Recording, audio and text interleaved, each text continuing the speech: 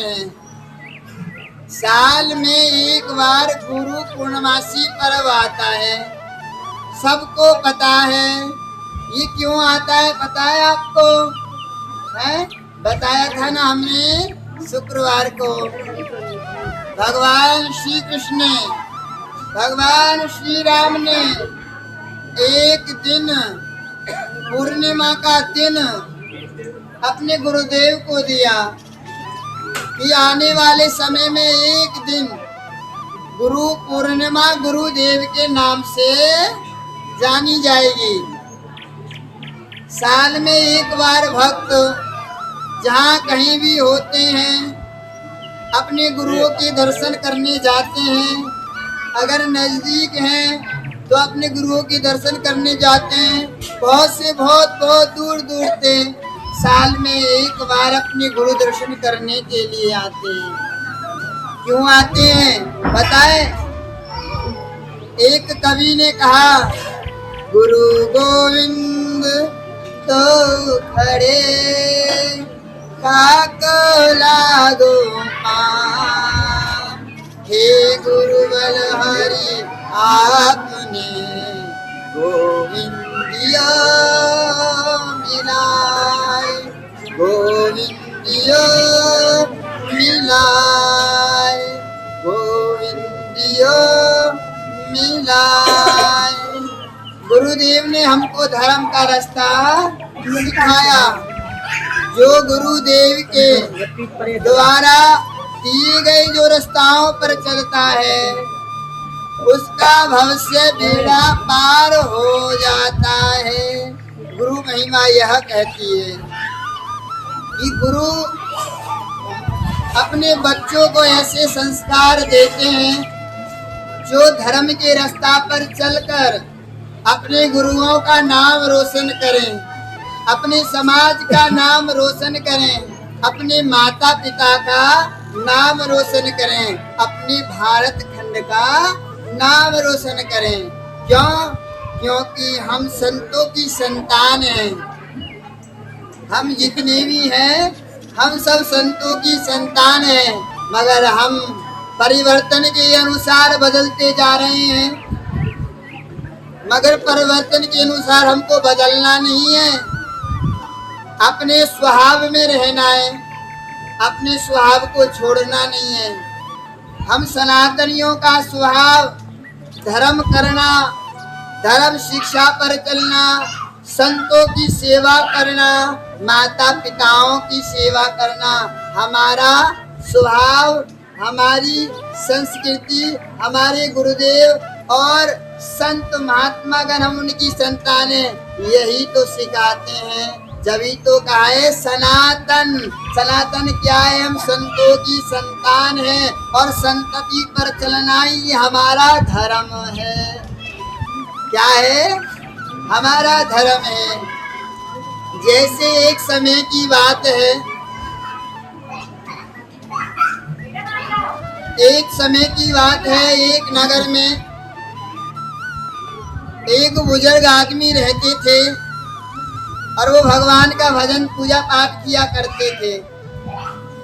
भगवान की कृपा से उन पर एक ही संतान थी और उनके परिवार पर ऐसा संकट आया, ऐसा संकट आया, उनकी माता और पिता उस संकट से भगवान को प्राप्त हो गए, भगवान के श्री चरणों में चले गए। केवल एक बच्चा बचा और वो बालक हमेशा भगवान की सेवा करता था और कुछ दिन तो अपने करीबी रिश्तेदारों ने रखा। धीरे धीरे बढ़ता गया। समय के अनुसार वो बालक घर से बाहर निकाल दिया।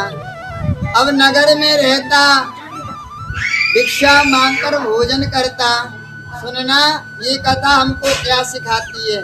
भिक्षा मांगकर भोजन करना और अपने पेट का पालन पोषण करना। वो अकेला था, वो अकेला था। अब देखो, समय के अनुसार समय बदलता। वो रोज किसी ना किसी घर जाता, भोजन मांगने जाता, मगर कुछ ऐसे हमारे समाज में व्यक्ति होते हैं, भोजन तक की भी नहीं पूछते, संतों को, भक्तों को और उनको ललकार देते हैं। हमारी संस्कृति हमको यह नहीं सिखाती ललकारना। हमारी संस्कृति, हमारा धर्म यह सिखाता है भूखे को भोजन कराना। तो एक दिन वो बालक परेशान हो गया, घूमता भटकता हुआ रोने लगा। अचानक मौसम खराब हो गया, आंधी तूफान आने लगी, वर्षा होने लगी और वो भगवान से रो रो कर गिड़गिड़ा रहा है, हे भगवान, तुमने मुझे इस धरती पर भेजा, फिर भी मैं अकेला हूँ। कुछ ऐसी कृपा करे, या तो मुझे इस धरती से उठा लें, या तो मुझे अपनी शरण में ले लें। वहाँ एक अद्भुत घटना होती है। एक बुजुर्ग संत आता है, उस बच्चे की करुणा पुकार को सुनता है। वो रो रहा है और वो बुजुर्ग आता है और बच्चे के सिर पर सहलाता है, उठो बेटा, आप क्यों रो रहे हो? बच्चा कहता है, हे पिताश्री, हे संत भगवान, मेरा इस धरती पर कोई नहीं है, मैं बेसहारा हूँ, मैं अनाथ हूँ और अनाथों की यहाँ कोई फिक्र नहीं होती। वो बुजुर्ग कहता है, जिसका कोई नहीं होता उसके भगवान होते हैं, उसके गुरुवर होते हैं। ऐसी बात सुनकर उस बच्चे के अंदर उत्साह जागा। जब उस बच्चे के अंदर उत्साह जागा, उस संत ने बताया, बेटा आप गुरु आश्रम में जाओ। उनको रास्ता बताया गया। घोर जंगल के पार करने के बाद वहाँ एक आश्रम है और वहाँ एक संत रहते हैं, भगवान का भजन करते हैं और सबको सतोगुणी अच्छी शिक्षा देते हैं, अपने धर्म की शिक्षा देते हैं। तो वो बच्चा बड़े प्रेम से जाता है और बुजुर्ग से कहता है कि पिताश्री, आपने मुझको, संत भगवान, आपने मुझको रास्ता दिखाया है, आज मैं जाता हूँ गुरुवर के शरणागत। वो बच्चा जाता है, जंगल, कठोर जंगल को पार करता है। शेर, चीते, भयानक आवाज आती है, वो निडर होकर आगे बढ़ता रहता है और निडर होकर जब आगे बढ़ता रहता है तो वो थक जाता है, एक वटो वृक्ष के नीचे बैठ जाता है और मन में सोचता है कि मुझे गुरुवर अपना पाएंगे या नहीं अपना पाएंगे, मुझे गुरुदेव अपना पाएंगे या नहीं अपना पाएंगे। ऐसे मन में विचार कर रहा और मधुर मधुर सुगंधी पवन के साथ उस आश्रम से हरि कीर्तन की गुनगुनाहट उनके कानों में पड़ी और बच्चा का मन उत्साह से जागृत हो गया कि यहाँ समीप ही आश्रम में भजन और सत्संग कीर्तन की मधुर मधुर ध्वनि आ रही है। उस मधुर सत्संग की ध्वनि की आहट को सुनकर वो बेटा सीधे उसी आश्रम पर जा पहुँचता है और आश्रम पर जाकर बहुत अद्भुत घटना होता है। 5-7 वहाँ उस संत महात्मा के शिष्य वहाँ भजन कर रहे हैं और संत भगवान अपनी कुटिया में अपने भजन में असल मस्त भजन में मील हैं। वो बच्चा आता है और देखता है, क्या मुझे यहाँ गुरुवर अपनाएंगे या नहीं अपनाएंगे। इतने ही एक शिष्य की दृष्टि उस बच्चे पर पड़ती है और वो बच्चा कहता है, आप कहाँ से आए हो, आप कौन हो, यहाँ क्यों आए हो। वो गुरु का लाडला कहता है, मैं यहाँ अपने गुरुदेव की खोज में आया हूँ और बहुत दिन से भटक रहा हूँ, मुझे कोई सहारा मिल पाएगा या नहीं मिल पाएगा। उन्होंने कटुर कटुर वचन कहे, कहाँ से तुम यहाँ आ जाते हो, यहाँ कोई ठिकाना नहीं है।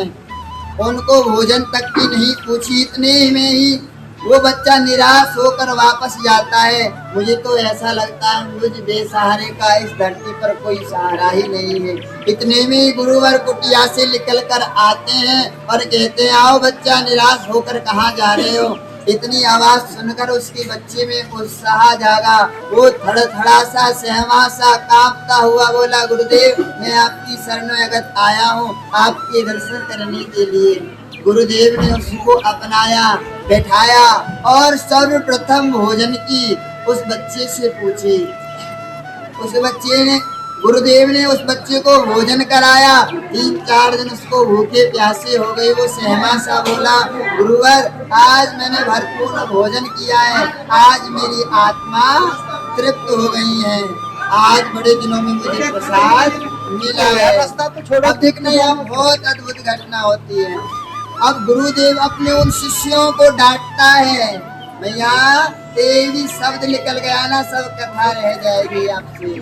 वो अपने शिष्यों को गुरुवर डांटता है और कहता है, गुरु आश्रम इसलिए तो होता है बेसहारों को सहारा देने के लिए, और जो कोई अतिथि आ जाए सर्वप्रथम भोजन प्रसाद की पूछने के लिए आश्रम इसलिए तो होते हैं। तो और जितने भी शिष्य हैं सब हाथ जोड़कर खड़े होकर कहने लगे, गुरुदेव मुझे क्षमा करें, हमसे आज बहुत बड़ी भूल हो गई है, आपने हमको बहुत अच्छी शिक्षा देकर हम अपने अंदर की आत्मा तृप्त हो गई है। और शिष्य कहते हैं, उस बच्चे को भोजन कराया, आश्रम में वो बच्चा रहने लगा, आनंद से जीवन व्यतीत होने लगा। गुरु सेवा में वो बच्चा जुड़ गया। जैसे जैसे सेवा करता गया ऐसे ही ऐसे उसका दृढ़ विश्वास गुरु के प्रति और बढ़ता गया और बढ़ता गया। 1 साल वर्ष उसको सेवा करते करते हो गई। 1 साल वर्ष फिर गुरु पूर्णिमा आती है। आज जो गुरु पूर्णिमा है ये साल में 1 बार आती है। और उस संत भगवान के पास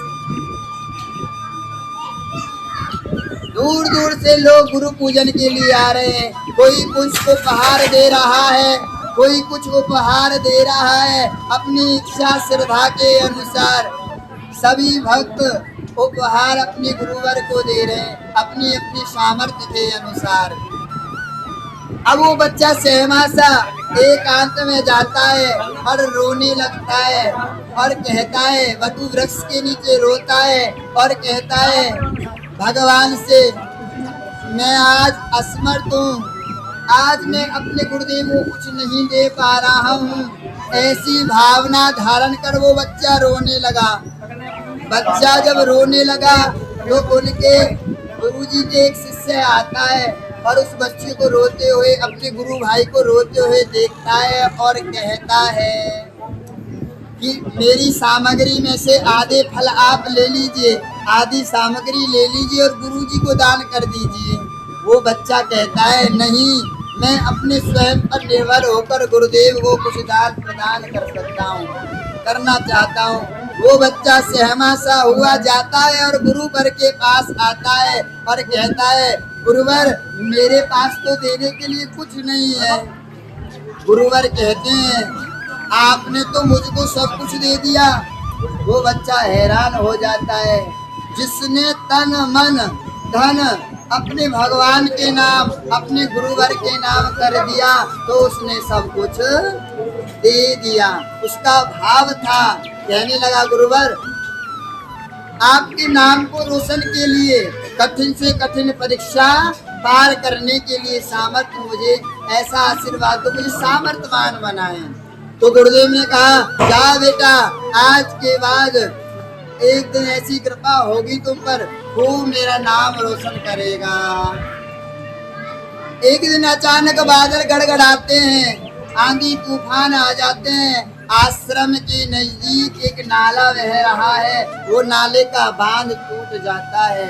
गुरुवर सभी शिष्यों से कहते हैं, बेटा जाओ, अगर ये नाले का जो पार है अगर नहीं रोका गया तो सारा आश्रम डूब जाएगा, सालों की मेहनत बर्बाद हो जाएगी। सभी शिष्य जाते हैं और अनेकों प्रवर्तन करते हैं उस नदी के बांध को बांधने के लिए, पार को रोकने का प्रयत्न करते हैं, मगर पार रुकता नहीं है। सब शिष्य हार मान जाते हैं। कोई कुछ कहता है, गुरुवर अब बहुत देर हो चुकी है, सब प्रयत्न कर लिए हैं मगर नदी का बांध रुक नहीं रहा है, ये पार बढ़ती जा रही है। और फिर इतने में ही वो शिष्य आता है और कहता है, गुरुवर मुझको एक मौका दे दीजिए, शायद मैं इस पार को रोक सकूं। तो गुरुदेव ने कहा, जाओ बेटा, आप भी कोशिश करके देखो। तो वो बेटा जाता है, बार बार इकला प्रयत्न करता है, बार बार बालू से रोकता है, पत्थरों से रोकता है, मगर पानी का भाव बहुत ज्यादा है, मगर वो रुक नहीं पा रहा है। बेटा ने कहा अगर आज मैंने गुरु का दिल नहीं जीता तो सालों की मेहनत बर्बाद मेरी हो जाएगी।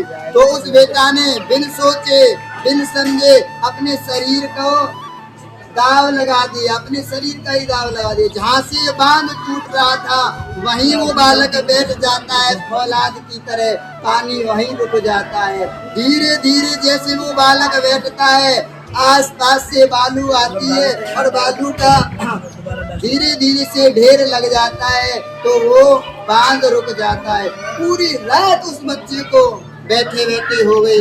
जब सवेरे 4 बजे तो गुरुवर ने पूछा, वो बेटा कहाँ है मेरा? तो उसने कहा वो तो बांध रोकने के लिए गया है, अभी रात से वो वापस नहीं आया। गुरुवर अपने बेटा को ढूंढने के लिए जाते हैं और देखते हैं और सुंदर से आवाज लगाते, हे पुत्र तुम कहाँ हो, कहाँ पर हो, हे पुत्र जल्दी आवाज दीजिए। ऐसी भाव गुरु प्रदर्शन करते हुए वो बेटा धीमी सी सहमी सी आवाज में कहता है, गुरुदेव मैं यहाँ हूँ। गुरुदेव ने देखा बच्चा बांध पर ऐसे बैठा है फौलाद की तरह। अगर आज सारा बांध टूट जाता तो सारा आश्रम बह जाता, सालों की मेहनत बर्बाद हो जाती। और उस शिष्य को देखकर गुरु की आत्मा बड़ी प्रसन्न हो गई और उस शिष्य को बुलाया और सहलाते हुए सिर पर कमर पर हाथ मारते हुए गुरुदेव आशीर्वाद देते हैं, वाह बेटा आपने इतनी ठंड में रहते हुए भी आपने आज मेरा दिल जीत लिया और सालों की मेहनत आपने बचा ली। तो गुरुदेव ने कहा इस बच्चे के अंदर बहुत उत्साह है भगवान के प्रति। तो गुरुदेव ने उसको वेद मंत्रों द्वारा अच्छी गुण प्रदान करे, गुण शक्ति प्रदान करी। गुण शक्ति प्रदान करने के बाद तो उसी बेटा ने अपने गुरुवर का नाम इतना रोशन किया, इतना नाम रोशन किया, उस गुरु नाम के माध्यम से इतना नाम रोशन किया, बहुत दूर दूर तक गुरुदेव का नाम रोशन हुआ। गुरुदेव के कानों में जब आवाज आई, गुरुदेव और अपने बच्चे से प्रसन्न हो गए। गुरु का मतलब ये होता है अंधकार से हमको उजागर में लाना, गुरु का अर्थ होता है कि हमको अंधकार से हटकर प्रकाश में चलना ही गुरु का माध्यम है। जैसे आज हम इस धरती पर आए हैं, अगर भगवत भजन नहीं करेंगे तो हमारा जीवन प्रकाश में नहीं, एक अंधेरे के दीपक में जल रहा है।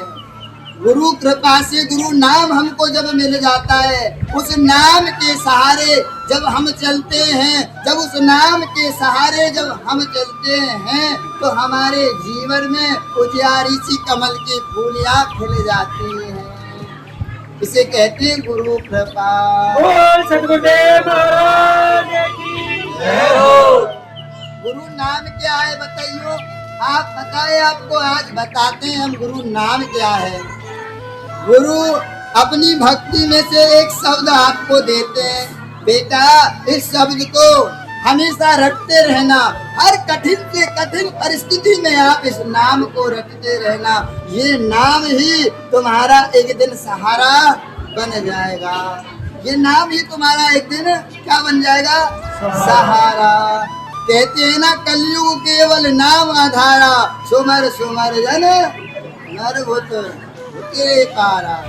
इस कलयुग में भगवान श्री कृष्ण स्वयं कह रहे हैं कि एक मैं नाम से प्रसन्न हो जाता हूँ, हरि कीर्तन से प्रसन्न हो जाता हूँ, भगवत भजन से प्रसन्न हो जाता हूँ।